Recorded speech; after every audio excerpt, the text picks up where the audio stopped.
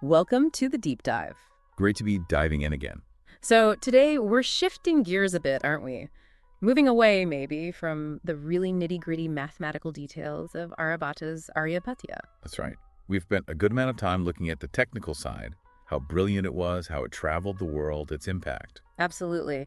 But there's this lingering question, isn't there? Was this incredible work just, a super advanced calculation handbook for astronomers? Or did it represent something deeper? A whole worldview, perhaps? Exactly. That's what we want to get into today. This deep dive is all about exploring the context around the math, the philosophy, the culture, the ethics that were swirling around in Gupta India when Aryabhata was working. We want to try to understand how people back then actually perceived the cosmos. What was their universe like in their minds? And what role did mathematics play in that understanding? Was it just a tool or something more? And crucially, what were the ethical rules of the game when it came to scientific discovery and sharing that knowledge? It's easy for us, I think, to project our modern view back. Science over here, philosophy and ethics over there, neatly separated. But that's often not how it worked in the ancient world, is it? These two were frequently woven together. Yeah, integrated. So the pursuit of knowledge itself, like Aryabhata's quest, might have had this layer of profound meaning we sometimes miss. It wasn't just about the answers, but the way you sought them. Okay, let's unpack that. Where do we start? Maybe with how they saw the universe itself. Good place to start.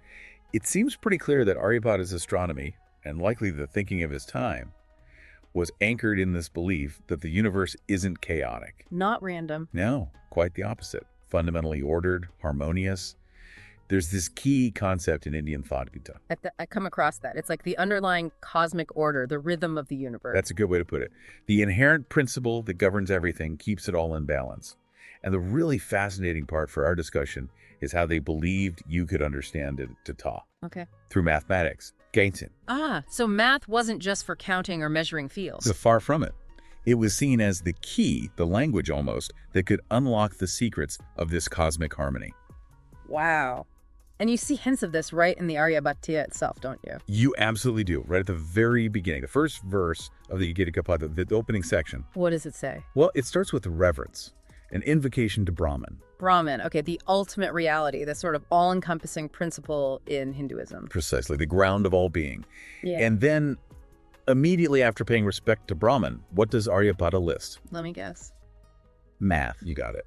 He lists the three things his text covers. Mathematics, the reckoning of time, kala kriya, and the sphere, gola, which is basically astronomy. So Brahman, Right. then math, time, and astronomy. That ordering feels deliberate. It really does. Yeah. Now, interpretations can always differ, but placing mathematics right there, right after invoking the ultimate reality, it strongly suggests a worldview. A worldview Where Brahman, this ultimate source, expresses its own inherent order, its structure, through mathematical principles. So math isn't just human invention in this view. It's woven into the fabric of reality itself. Exactly. It's the language the cosmos uses to speak, to reveal its own rationality. It elevates mathematics beyond just a practical tool. It makes it almost sacred, a path to understanding something fundamental. Yes, I think that's fair to say. Exploring mathematical truths, figuring out astronomical cycles. This wasn't just number crunching. It was seen as a way to directly perceive and understand the inherent harmony of the universe, the Atta. So when Aryabhata was deep in his calculations, maybe he felt he was doing more than just predicting eclipses. He was deciphering the cosmic code. That's a compelling way to think about it. It gives the whole enterprise a much deeper significance, doesn't it? Understanding the principles governing reality. It really does. And this ties into the larger cosmological picture of the time too, right? The whole idea of vast cycles of time. Absolutely. The concept of yugas, these immense ages the universe cycles through, was deeply ingrained in traditional Indian cosmology. And memless cycles of creation, destruction, rebirth. And Aryabhata works with these yugas in his system. He does. But here's where his own innovation, his mathematical mind, comes sharply into focus. He takes these traditional vast time cycles. Does what? He defines the subdivisions, the smaller yugas within the larger cycle, as having equal durations. Equal durations. Why is that significant? Weren't they traditionally unequal? Sometimes described that way, yes, with varying lengths based on mythological accounts or older traditions. But Aryabhata imposes this mathematical neatness, this symmetry. Ah, so he's prioritizing mathematical coherence, computational elegance, maybe, over sticking strictly to the older stories. That's exactly what it looks like. It suggests he believed the fundamental structure of cosmic time itself was best represented by this clean mathematical pattern. That's a bold move, in a way. It is. It's a subtle but powerful statement. It reinforces this idea we were just discussing, that mathematics isn't just a descriptive tool. It's the underlying language. Yeah. The universe, for Aryabhata, seems to operate according to these rational mathematical principles. So understanding the universe means understanding its mathematical structure. Precisely. And his refinement of the yuga system is a prime example of him applying that mathematical lens to make sense of the cosmos in the most coherent way he could. Okay, so we have this picture of a universe understood through mathematics, reflecting a divine or ultimate order. But what about the human side, the process of doing this science? Were there ethical considerations? Oh, definitely. It wasn't a free-for-all.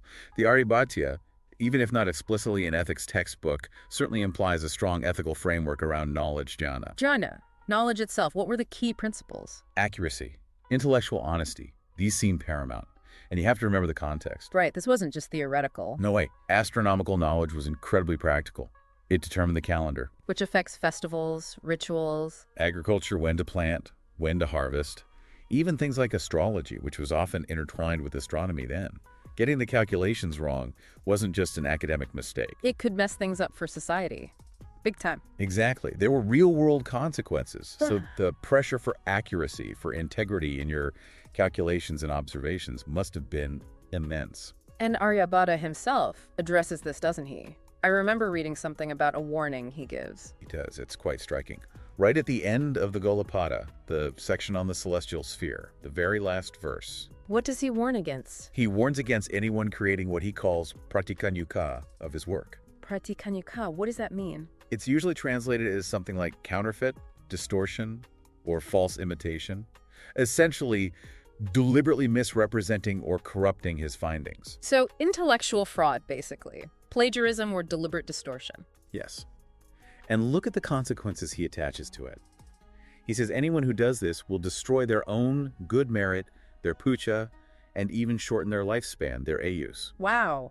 That's serious. That's not just you'll get a bad reputation. That's cosmic level consequences. It really elevates intellectual dishonesty, doesn't it? It makes it a grave ethical failing, almost a spiritual crime. It suggests the knowledge itself is precious, almost sacred, and distorting it is a serious transgression. It puts a huge weight on the scholar's shoulders. A moral obligation to be truthful, accurate, and to transmit the knowledge faithfully. Absolutely. You can feel the importance placed on preserving the integrity of this foundational scientific knowledge. It's not just your work, it's part of a larger chain, something future generations will build upon. So you have a duty to keep the source pure, so to speak. That seems to be the implication. Corrupting it at the source could lead everything built upon it astray. It speaks to a deep sense of responsibility. Okay, so accuracy and faithful transmission are key ethical pillars. But does that mean just blindly copying what came before? What about progress? What about questioning things? That's the fascinating other side of the coin. Because Aryabhata, while clearly valuing integrity, was absolutely not advocating for blind acceptance. He was a huge champion of using your own brain. Your own intellect. Exactly. This brings us to another really important concept that shines through in his work. Svamati. Svamati. Okay, break that down for us. Sva means own or self, and mati refers to intellect, reason, understanding, mind. So svamati is one's own intellect or one's own reasoning. And Aryabhata emphasizes this. Very strongly. There's this incredible verse, Pada 49, just before the warning we discussed. He talks about the difficulty of finding truth. How does he put it? He describes the existing body of knowledge, presumably astronomical and mathematical texts and traditions, as an ocean of true and false knowledge. A mixture. Okay, so tradition isn't perfect. It's got good stuff and bad stuff mixed together. Precisely. And how do you navigate this confusing ocean? How do you rescue the true knowledge? Let me guess. With Svamati. You got it.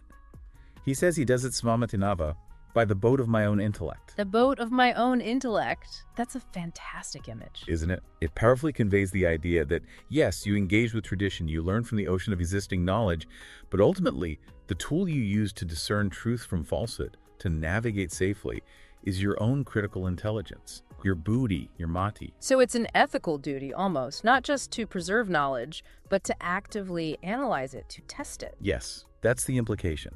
True understanding, for Aryabhata, isn't passive acceptance of authority or tradition. It requires active engagement, Calculation, observation, critical thinking. rigorous analysis, verifying things for yourself. And if your own reasoning, your svamatināvā, shows that something in the tradition is flawed. You have a responsibility to point it out, or even correct it. Exactly. It's an ethical obligation to use your own intellect to refine knowledge, to push towards greater truth, even if it means challenging long-held beliefs. And Aryabhata practiced what he preached, didn't he? We mentioned his innovations earlier. Perfect examples. His radical idea, for the time, that the Earth rotates on its axis to explain the apparent movement of the stars. Instead of the heavens revolving around a stationary Earth. Right. That flew in the face of common perception and likely much traditional thought. And his decision to impose mathematical symmetry on the yugas. Making the sub-yugas equal. These weren't just random guesses. They were conclusions he reached by applying his samadhi, his powerful mathematical reasoning, to the problems.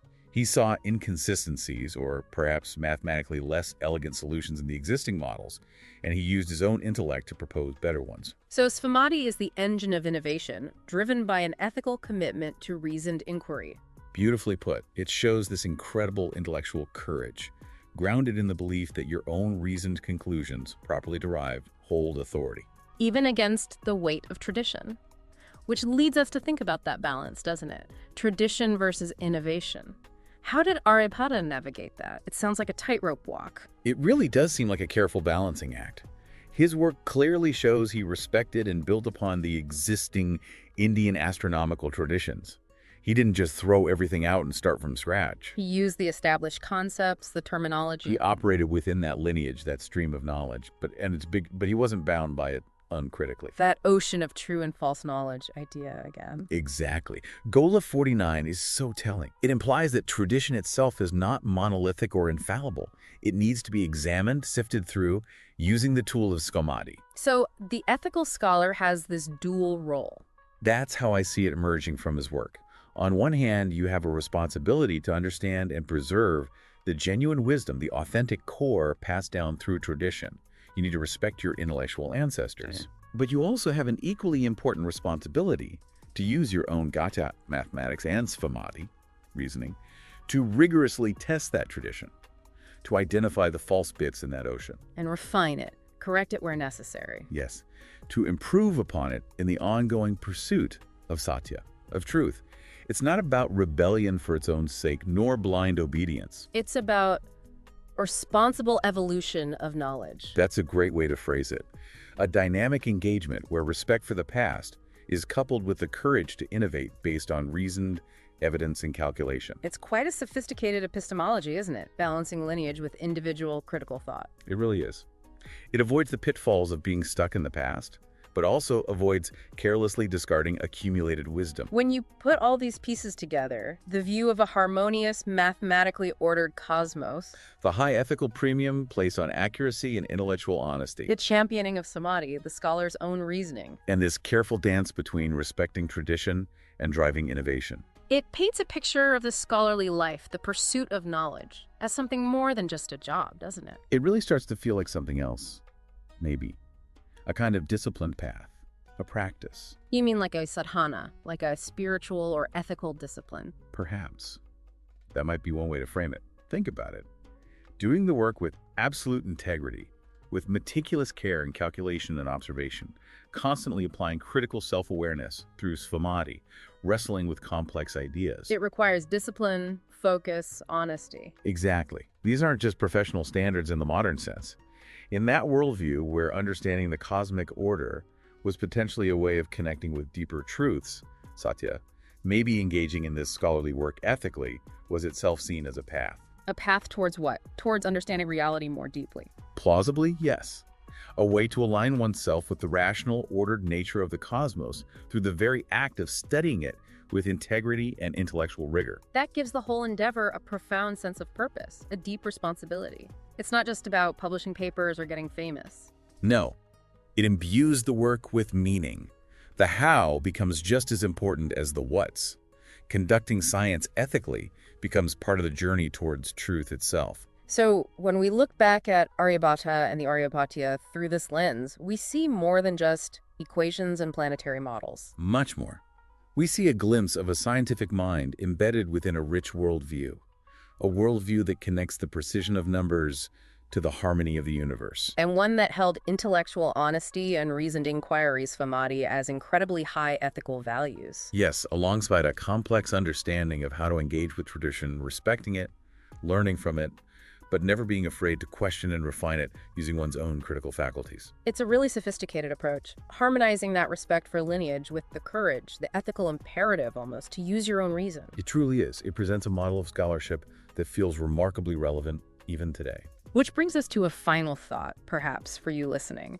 We've talked about Aryabhata's time, but think about now. How does this tension, this interplay between established knowledge, tradition, if you like, and the drive for innovation fueled by critical inquiry, how does that continue to play out in science and knowledge creation today? That's a great question.